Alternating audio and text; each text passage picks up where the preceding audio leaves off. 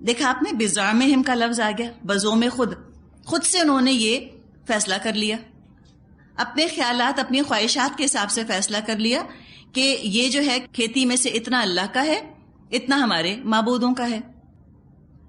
اب ہوا کیا کرتا تھا ان کے ہاں، دیکھیں مشرک کون ہوتا ہے؟ جو اللہ کے ساتھ کسی کو شریک کرے، وہ مشرک ہے نا۔ مشرک وہ نہیں ہوتا جو اللہ کا انکار کرے، نہیں، مشرک وہ ہے جو اللہ کے ساتھ کسی کو شریک کرے۔ اب وہ جب اپنی کھیتی کاٹتے تھے یا قربانی دیتے تھے جانوروں کی، کچھ حصہ الگ رکھتے تھے، اللہ کے نام پہ ایک حصہ نکالتے تھے اور اپنے بتوں کے نام پر بھی حصہ نکالا کرتے تھے۔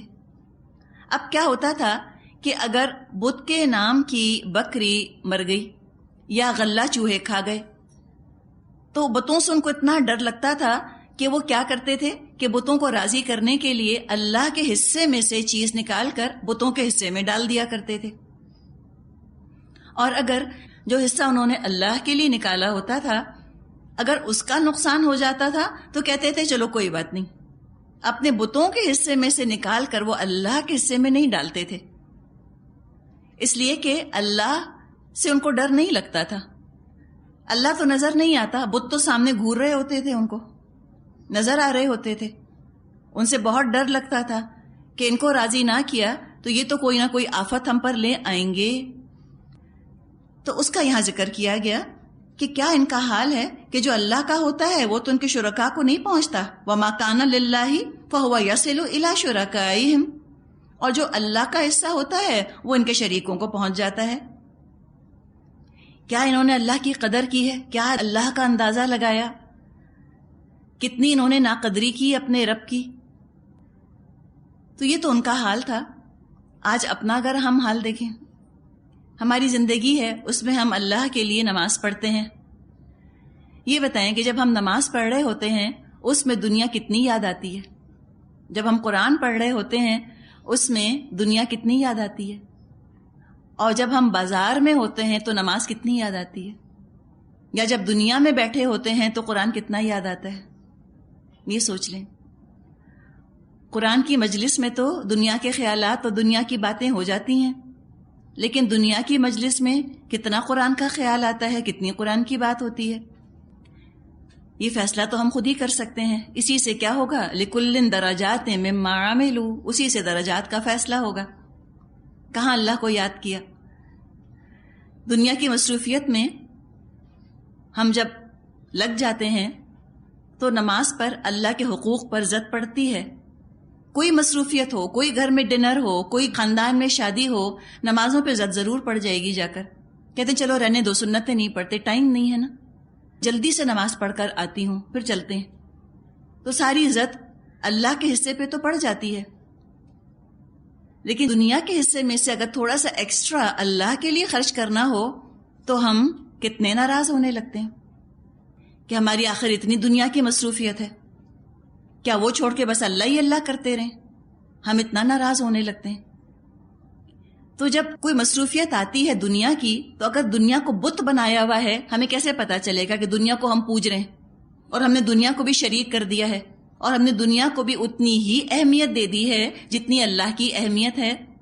یوں پتا چلے گا کہ جب کوئی دنیا کا یا دنیا والوں کا کام ہوگا، اللہ کے حصے میں سے نکال کے وقت ان کو دے دیں گے، نمازیں ان کے لیے چھوڑ دیں گے، اپنی عبادت پر کمپرومائز کر لیں گے، اپنے قرآن پہ کمپرومائز کر لیں گے دنیا والوں کے لیے۔ لیکن جب دنیا والوں کو ہم دیکھیں گے کہ وہ ناراض ہو رہے ہیں دین پڑھنے پر یا دین پر عمل کرنے پہ، تو دین کا حصہ بھی ان کو دے دیتے ہیں، اس میں اللہ یاد نہیں آتا۔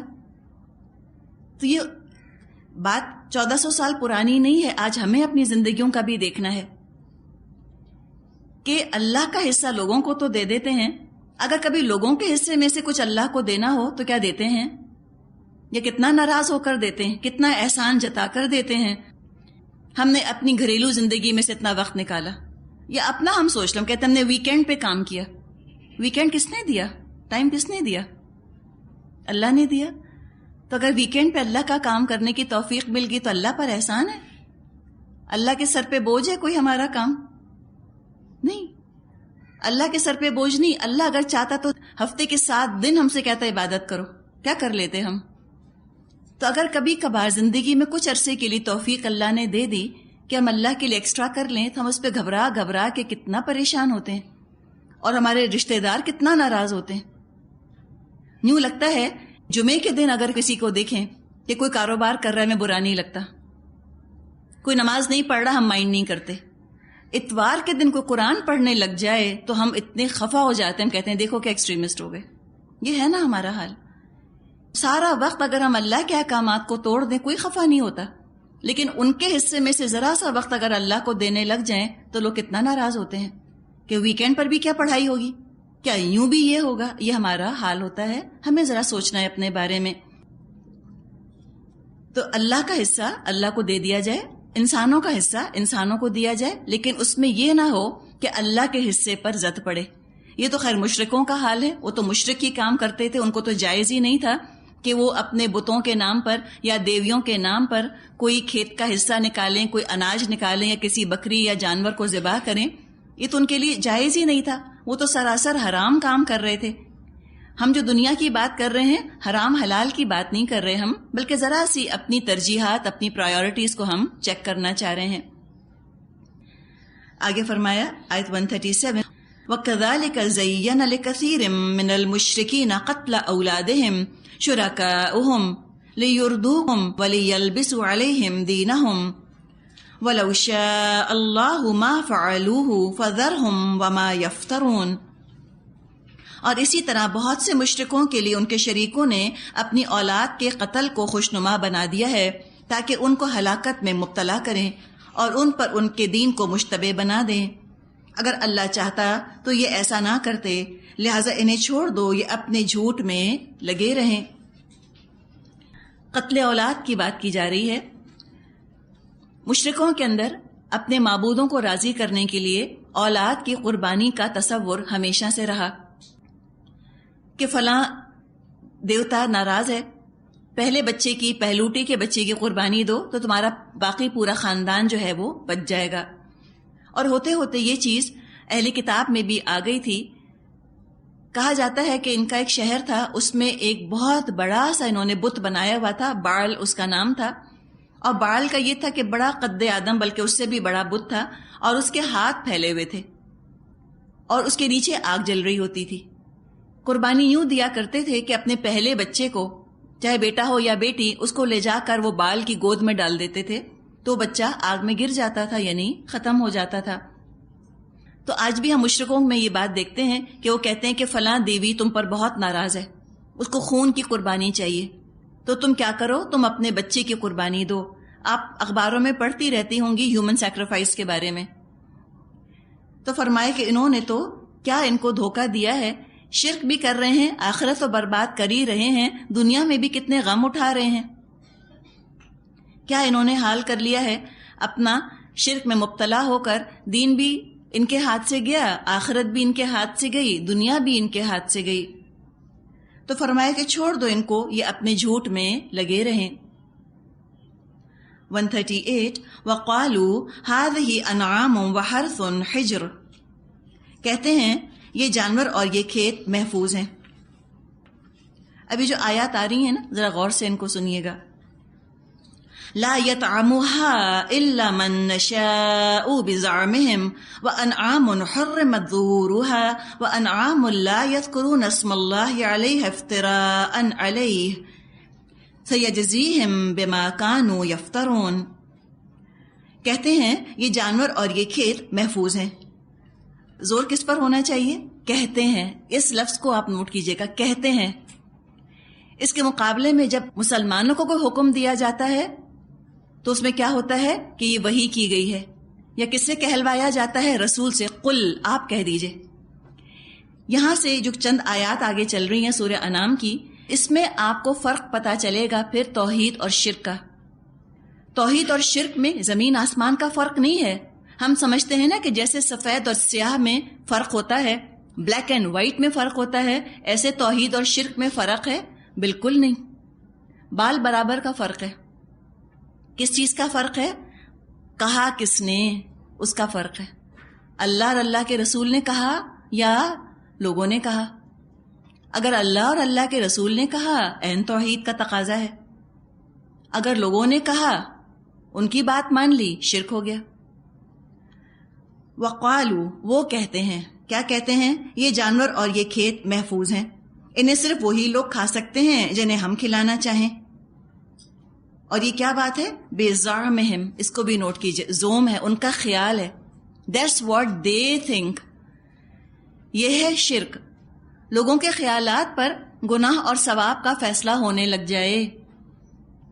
جب لوگ یہ چارج لے لیں کہ ہم بتائیں گے کہ نیکی کیا ہے، ہم بتائیں گے فلاں کام میں کتنا ثواب ملے گا. بِزَعْمِهِمْ، اسی کو کہتے ہیں بدعت، اسی سے شرک کا دروازہ کھلتا ہے، اور اسی سے ہم کو شدت کے ساتھ روکا گیا ہے کہ تم توحید پر قائم رہنا چاہتے ہو تو تم لوگوں کی باتوں میں مت آنا، قالو کے چکر میں مت پڑنا، ان کے مجموعہ خیالات کی، خود ساختہ خیالات کی روشنی میں اپنے دین کا فیصلہ مت کرنا.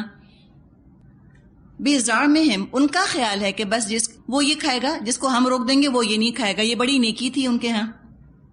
وَأَنْعَامٌ حُرِّمَ ظُهُورُهَا، پھر کچھ جانور ہیں جن پر سواری اور بار برداری حرام کر دی گئی ہے، اور کچھ جانور ہیں جن پر اللہ کا نام نہیں لیتے.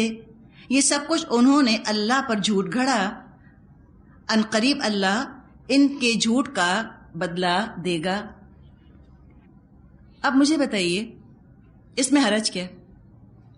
بھئی ایک جانور ہے، انہوں نے کہا کہ یہ جانور جو ہے یا جو یہ کھیتی کی پیداوار نکلی ہے، یہ اتنے بٹے نکلے ہیں، اتنے بٹے مرد کھائیں گے، عورتیں نہیں کھا سکتی اس کھیت میں سے.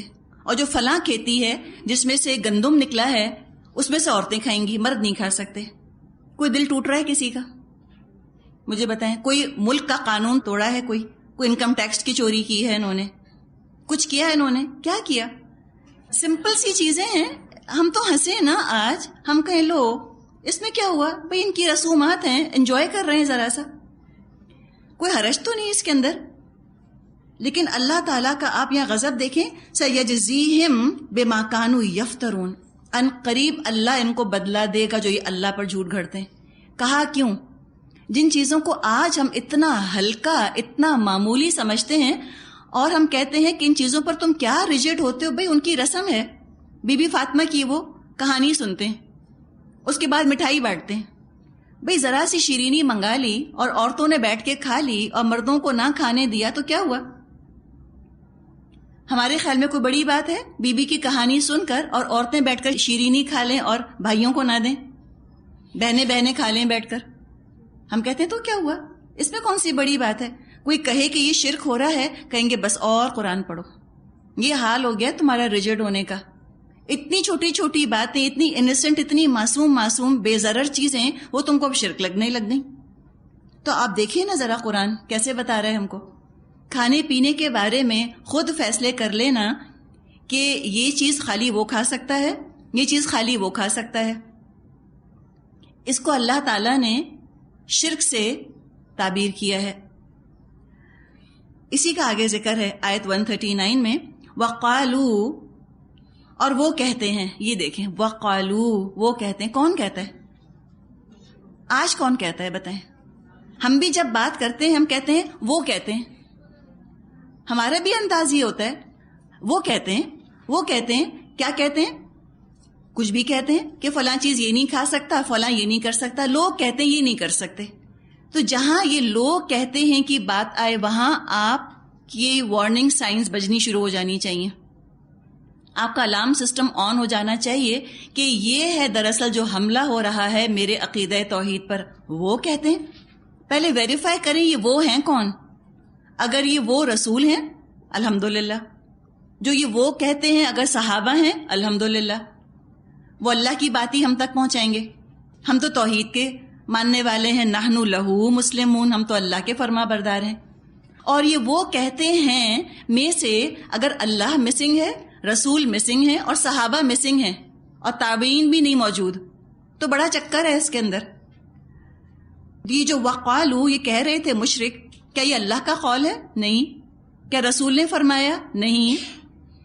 کیا صحابہ کی بات ہے؟ نہیں. یہ جو ان کے اپنے خیالات ہیں ان کا ذکر ہے. خود ہی بیٹھ کے انہوں نے ایک چارٹ بنا لیا اپنے ذہنوں کے اندر کہ یہ حلال یہ حرام. وَقَالُوا اور وہ کہتے ہیں مَا فِي بُطُونِ هَٰذِهِ الْأَنْعَامِ خَالِصَةٌ لِذُكُورِنَا وَمُحَرَّمٌ عَلَىٰ أَزْوَاجِنَا وَإِن يَكُن مَيْتَةً فَهُمْ فِيهِ شُرَكَاءُ سَيَجْزِيهِمْ وَصْفَهُمْ إِنَّهُ حَكِيمٌ عَلِيمٌ. وہ کہتے ہیں جو کچھ ان جانوروں کے پیٹ میں ہے یہ ہمارے مردوں کے لیے مخصوص ہے اور ہماری عورتوں پر حرام، لیکن اگر وہ مردہ ہو تو دونوں اس کے کھانے میں شریک ہو سکتے ہیں. یہ بات جو انہوں نے گھڑ لی ہے اس کا بدلہ اللہ انہیں دے کے رہے گا. یقیناً وہ حکیم ہے اور سب باتوں سے باخبر ہے. کچھ چیزوں کے بارے میں کہہ دیا کہ یہ جو ہے خالصۃ لذکورنا یہ صرف مرد کھائیں گے اور یہ ہماری بیویوں پر حرام ہے. اگر وہ جانور مردہ تھا تو کہہ دیں گے سب کھا سکتے ہیں. اپنی طرف سے حلال حرام کے فیصلے کر لیے. پھر آپ بتائیں کیا حرج ہے؟ پوچھیں نا سوال، کیا حرج ہے؟ خاندان کی رسم ہے. وہ کہتے ہیں کہ بھئی اب یہ رسم ہے کہ یہ جو لڈو ہیں یہ صرف سہاگنیں کھا سکتی ہیں، بیوہ نہیں کھا سکتی. ہم کہتے ہیں ہاں تو بس رسم ہی ہے نا، تو کیا حرج ہے؟ کبھی ہم کو خیال آیا کہ یہ شرک ہے؟ ہم نے کیسے روکا؟ یا وہ جو بعض دفعہ کچھ چیزیں بنائی جاتی ہیں جب بچہ پیدا ہوتا ہے تو جو ہوتی ہے چلے کے اندر عورت ہوتی ہے اس کے لیے کچھ نانیاں دادیاں اس کی کوئی چیز بنا دیتی ہیں، کہتے ہیں کہ میاں کو ہرگز نہیں کھلانا اس میں سے. سنا ہے آپ نے؟ یہ کچھ خاندانوں میں ہوتا ہے، وہ جو بناتے ہیں زچہ کے لیے کہتے ہیں میاں کو بالکل مت کھلانا. محرم علی ذکورنا یہ ہمارے مردوں پر حرام ہے. جیسے ابھی آپ کوئی بی بی کی کہانی کا بتایا جو اس کی شیرینی بٹتی ہے اس کو مرد نہیں کھا سکتے. کہانی سنتی ہیں خالی عورتیں کھاتی ہیں. یہ جو لڈو ہوتے ہیں وہ جو پنڈیاں بھی ہوتی ہیں نا، پنڈیاں کہا جاتا ہے جن کو، کچھ لڈو خاص طور پہ بنائے جاتے ہیں شادی کے موقع پر، اس میں وہ کہتے ہیں کہ صرف سہاگنیں کھائیں گی، بیوہ نہیں کھا سکتی.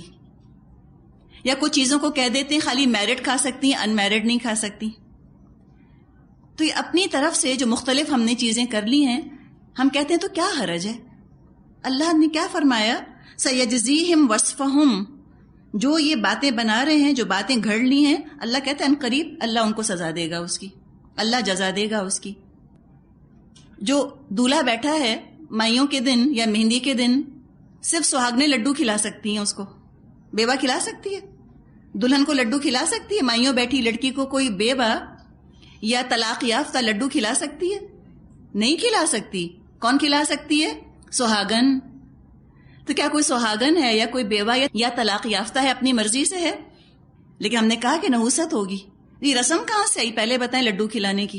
آخر نبی اکرم صلی اللہ علیہ وسلم کے زمانے میں شادیاں ہوئیں، آپ نے کبھی سنا کہ نبی اکرم صلی اللہ علیہ وسلم نے حضرت علی کو لڈو کھلایا تھا؟ بتائیے مجھ کو. کیوں ہنستے ہیں آپ لوگ؟ سوچیں، رونے کا مقام ہے. سچ بتا رہی ہوں میں آپ کو، ہنسنے کا نہیں. ہم اتنے غافل ہیں، ہم اتنے شرک میں ملوث ہیں. ہر شرک پر نام کیا خوبصورت ٹائٹل ہے، زخرف القول غرورن کیا ہے؟ رسم. ہر شرک کے اوپر رسم کا نام ہے، خاندانی رواج. ہم کیا کریں؟ Innocent fun, we are just having fun. مزہ ہی تو ہے تھوڑا سا. اس کو لڈو کھلا دیا، اسے چھین لیا، اسے چپٹ لیا. اب وہ چار ایک ساتھ لڈو کھلا رہے ہیں دولہا کو. کوئی گر رہا ہے، کوئی پڑ رہا ہے اس کے اوپر سے، کوئی دھکے لگ رہے ہیں پیچھے سے، کوئی دولہا کی انگلی فریکچر ہو رہی ہے. کچھ ہوتا رہے، کچھ ہوتا رہے. ہمیں کیا مطلب؟ ہمیں تو رسم ہے، ہمیں تو مزہ آ رہا ہے. مہندی کی رسم ہے، مزہ آ رہا ہے. کبھی ہمیں خیال آئے کہ ہم کتنا شرک کر رہے ہیں رسموں کے اندر؟ اگر کوئی کہے تو کہتے ہیں حرج کیا، ڈونٹ بی ریجڈ. ایسا بھی کیا، مزہ ہی نہیں کر سکتے، بس بڈھے ہو جائیں تمہاری طرح. کوئی فنی نہیں رہا. اسلام تو ڈرائی ہے بالکل. تو ذرا پڑھیں نا قرآن، سب ہوش ٹھکانے آئیں گے. کتنی کلیئرٹی کے ساتھ اللہ تعالیٰ نے یہ ساری باتیں بتائی ہیں. یہ 1400 سال پرانی رسموں کا تذکرہ ہم جب 1400 سال پرانے زمانے تک اس کو بند اور محدود کر دیتے ہیں، ہمیں سبق نہیں ملتا نا. ہمیں سوچنا ہے کہ ہم نے کیا معیارات بنا لیے ہیں، کس طرح کی رسومات ہم کرتے ہیں، کیا دلیل ہے ہمارے پاس. لیکن چونکہ ایک مشرک مذہب کی رسمیں لی ہیں ہم نے، تو اس کے ساتھ شرک کی گندگی آئی ہے ہماری زندگیوں میں. جس مذہب کی رسم لی جائے گی اس مذہب کا کچھ نہ کچھ حصہ لے کر وہ ہماری زندگی میں شامل ہوگی.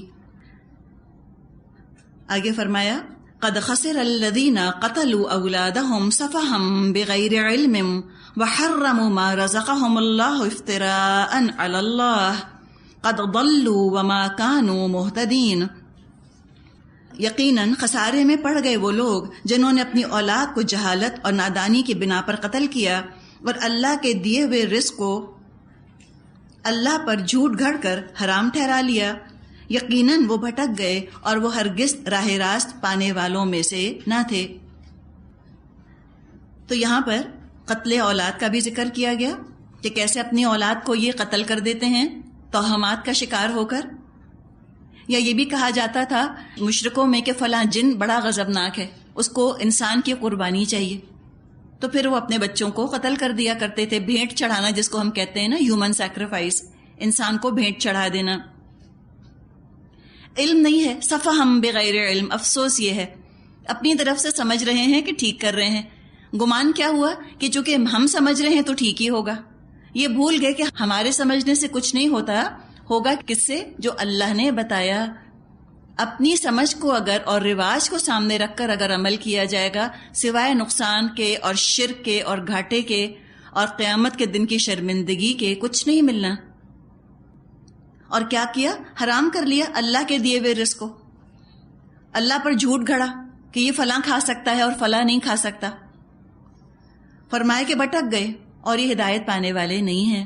آیت 141 وَهُوَ الَّذِي أَنشَأَ جَنَّاتٍ مَّعْرُوشَاتٍ وَغَيْرَ مَعْرُوشَاتٍ وَالنَّخْلَ وَالزَّرْعَ مُخْتَلِفًا أُكُلُهُ وَالزَّيْتُونَ وَالرُّمَّانَ مُتَشَابِهًا وَغَيْرَ مُتَشَابِهٍ كُلُوا مِن ثَمَرِهِ إِذَا أَثْمَرَ وَآتُوا حَقَّهُ يَوْمَ حَصَادِهِ وَلَا تُسْرِفُوا إِنَّهُ لَا يُحِبُّ الْمُسْرِفِينَ. اللہ ہی ہے جس نے طرح طرح کے باغ بنائے جو سہاروں پر چڑھائے جاتے ہیں اور جو نہیں چڑھائے جاتے، اور نخلستان پیدا کیے، کھیتیاں اگائیں جس سے طرح طرح کے کھانے حاصل ہوتے ہیں، زیتون اور انار کے درخت پیدا کیے جن کے پھل صورت میں مشابہ اور مزے میں مختلف ہوتے ہیں. کھاؤ ان کی پیداوار جبکہ یہ پھلیں، اور اللہ کا حق ادا کرو جب ان کی فصل کاٹو، اور حد سے نہ گزرو، اللہ حد سے گزرنے والوں کو پسند نہیں فرماتا. اللہ کی خلاقی کا بیان آ رہا ہے کہ دیکھو اللہ نے کتنا رزق تمہارے لیے نکالا اور کتنا خوبصورت اللہ تعالیٰ نے اس رزق کو بنا دیا. رزاق کے ساتھ ساتھ خلاق بھی ہے. تو اللہ کی آیات قرآن میں بھی ہیں، اللہ کی آیات آفاق میں بھی ہیں. تو آفاقی آیات کی طرف اشارہ ہے. کائنات کو دیکھو، کریشن کو دیکھو، کریٹر کو پہچانو. ایک دفعہ اللہ کی معرفت حاصل ہو جائے گی تو اللہ کا حق ادا کرو گے، تبھی تو توحید پر تم عمل کر سکو گے. جب اللہ کی معرفت نہیں ہوتی توحید پر عمل ممکن نہیں ہوتا. تو ذکر کیا گیا معروشات کا. عرش سے یہ لفظ بنا ہے، عین را شین، مطلب ہوتا ہے اٹھانا، بلند کرنا. تو معروشات کچھ ہوتے ہیں بلند، کچھ ہوتے ہیں غیر معروشات، یعنی کچھ ایسا سبزہ ہوتا ہے، کچھ ایسے پھل یا ترکاریاں ہوتی ہیں جن کی بیلیں اوپر نہیں اٹھائی جاتی. بیلوں میں بھی آپ دیکھیں کچھ ایسی ہوتی ہیں کہ جن کو اوپر اٹھانا ضروری ہے، اوپر نہ اٹھائیں، اگر مٹی سے لگی رہیں تو پھل خراب ہو جائے. مثال کے طور پہ انگور، اگر انگور کو زمین پہ چھوڑ دیا جائے خراب ہو جائے. اور کچھ پھل، کچھ ترکاریاں ایسی ہوتی ہیں کہ اگر ان کو زمین پر نہ چھوڑا جائے تو خراب ہو جائیں، اگر مٹی نہ لگے ان کو تو خراب ہو جائیں. جیسے خربوزہ ہے یا تربوز ہے، اس قسم کے پھل. تو فرمایا کہ دیکھو ذرا ان پھلوں کو دیکھو کیسے اللہ تعالیٰ نے یہ پھل تمہارے لیے نکال دیے. کیا قدرت ہے اللہ کی. آپ دیکھیں کہ ایک پھل ہے وہ درخت پہ پکڑا ہے، سورج کی روشنی سے اس کے اندر رس آ رہا ہے، رس بھر رہا ہے اس کے اندر. کوئی پھل ایسا ہے کہ وہ سورج کی روشنی سے خشک ہو رہا ہے، خشکی آتی ہے اس کے اندر. اللہ تعالیٰ کا کام ہے، ایک ہی چیز ہے، اسے کیسے مختلف مختلف نتائج اللہ تعالیٰ نکالتا ہے. اللہ کی قدرت کا اظہار ہے. ہر پتا، ہر پھل، ہر پھول، ہر بوٹی، اس سے اللہ کی قدرت، اللہ کی عظمت کا انسان کو احساس ہوتا ہے.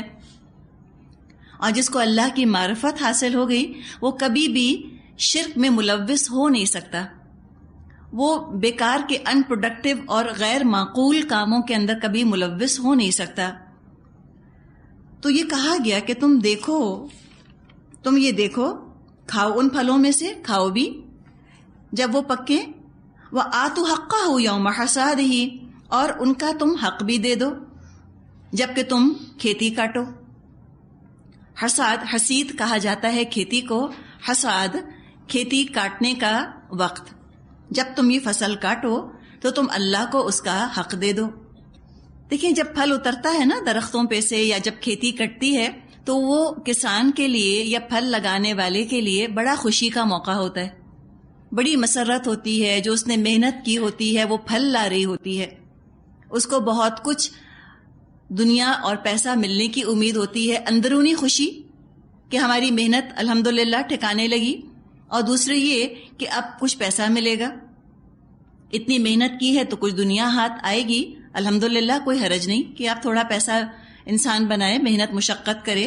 خوشی کا احساس اس کو ہوتا ہے جب اس کے ہاتھ پر پیسہ آتا ہے. تو کوئی حرج نہیں ان سب چیزوں میں، کرو. لیکن کیا کرنا ہے؟ یاد رکھو کہ یہ تمہارے کرنے سے نہیں ہوا، اللہ نے اس کو ممکن بنایا تو یہ ہوا. تو اللہ کو اس کا حق دے دو، یعنی اس میں سے تھوڑا سا تم غریبوں کو، محتاجوں کو نکال کر دے دو.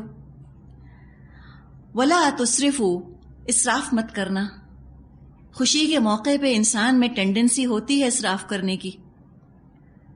فرمائے اِنَّهُ لَا يُحِبُّ الْمُسْرِفِينَ، اللہ اسراف کرنے والوں کو بالکل پسند نہیں فرماتا. اسراف کیا ہوگا؟ اسراف ہوگا کہ دیوی دیوتاؤں کے نام پر کچھ نکالنے لگ جاؤ. اور یہ تو مشرک مذاہب میں ہمیشہ ہوتا ہے.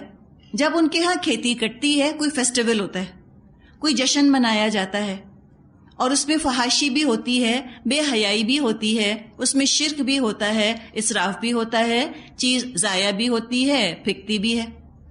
یہ خوشی منانے کا طریقہ ہو گیا. یہ اللہ کو نہیں پسند کہ دکھاوا کرنا یا چیز کا ضائع کرنا یا شرک میں یا بے حیائی کے اندر ملوث ہو جانا. یہ تو بڑا اسراف ہو گیا، زیادتی ہو گئی. تو خوشی کے موقع پر تھامنا ضروری ہے اپنے آپ کو. آج ہم دیکھیں کہ آج ہم تو کسان نہیں ہیں نا، میں اور آپ تو کسان نہیں.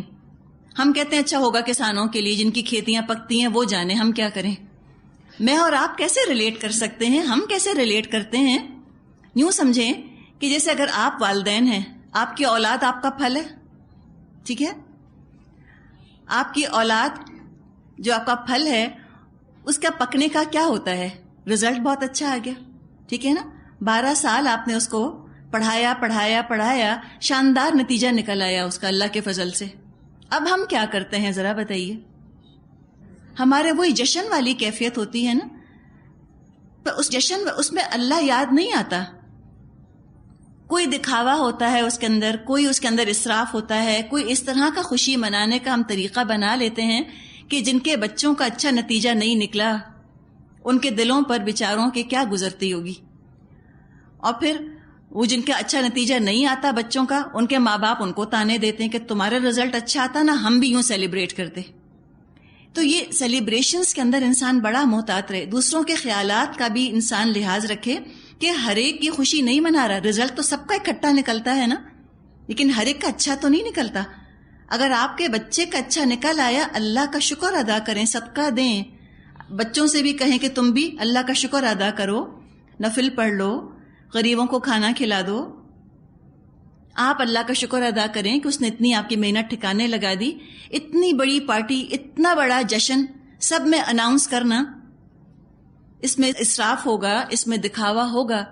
اور جو ہیو ناٹس ہیں، جن کا اچھا نہیں ہوا، ان کے دلوں میں کتنی کتنی محرومیاں جنم لیں گی، کتنی حسرتیں ان کے دلوں کے اندر جنم لیں گی.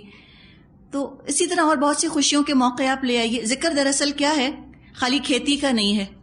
کسی بھی خوشی کے موقع پہ جب اپنی محنت کا پھل مل رہا ہو، تو محنت کا جب پھل انسان کو مل رہا ہو تو کیا رویہ ہونا چاہیے، یوں سمجھیں کہ اس کی ایک مثال ہے یہ. کرکس کیا ہے چیز کا؟ وَلَا تُسْرِفُوا، اسراف مت کرو، حد سے مت گزرو.